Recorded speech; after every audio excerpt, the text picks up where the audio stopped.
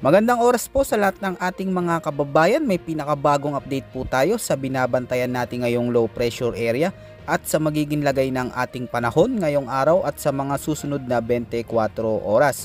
Alamin po natin yung mga pagbabago sa lakas at magiging direksyon nito at yung mga lugar na pinakaapektado nito ngang low pressure area at kung posible na nga ba ito maging isang ganap na bagyo sa mga susunod na oras. Sa kasalukuyan, patuloy nating minomonitor itong LPA na ngayon ay may layong 125 kilometers sa silangan ng Surigao City, Surigao del Norte at nakapaloob pa rin sa Intertropical Convergence Zone na siyang nagdadala ngayon ng maulang panahon sa malaking bahagi ng Mindanao. Kaya pinag-iingat po natin ang lahat ng ating mga kababayan dyan sa malalakas na pag-ulan dulot ng umiiral na low pressure area. At easterlies naman, mga kababayan, ang patuloy na nakakaapekto ngayon sa natitira pang bahagi ng ating bansa.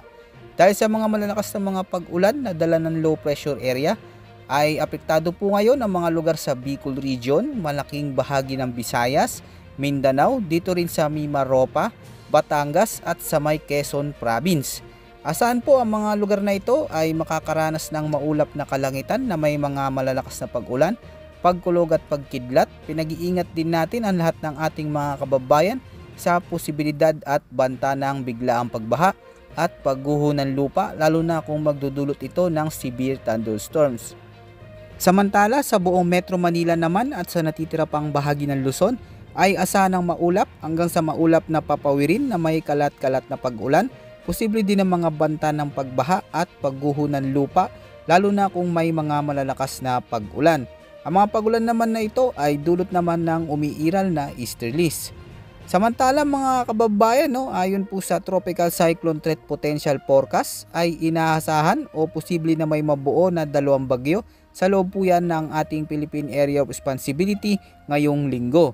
Ang isa po rito na bagyo ay inaasahang mabubuo dyan po sa timog silangang bahagi ng ating Philippine Area of Responsibility at posible na ang tahakin nitong direksyon ay dyan po sa mga kababayan natin sa may silangang bahagi ng Mindanao, ilang bahagi ng Visayas at posible din nitong maapektuhan ang mga lugar dyan sa may Caraga at sa may Negros Oriental.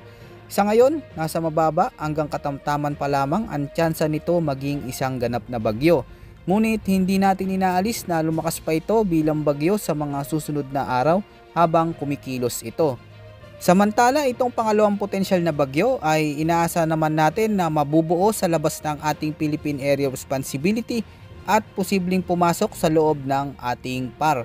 Nasa mababa naman hanggang sa katamtaman ng tsansa nito maging isang ganap na bagyo. Kaya ito po yung ating paganda mga kababayan dahil marami pa ang pwedeng magbago sa lakas at magiging direksyon nitong mga potensyal na bagyo. Bukas naman hanggang sa mga susunod na araw ay asahan pa rin na makakaranas ng maulang panahon lalo na dyan sa mga kababayan natin sa may Visayas at Mindanao na may mga malalakas hanggang sa matitinding mga pag-ulan dulot ng low pressure area. Kaya importante po na mag-antabay pa sa mga susunod pa nating update. Yan po muna ang ating pinaka-latest weather update at ulat panahon ngayong araw mga kababayan ko. Ito po ang inyong weather forecast ng bansa. Maraming salamat po at ingat po sa ating lahat.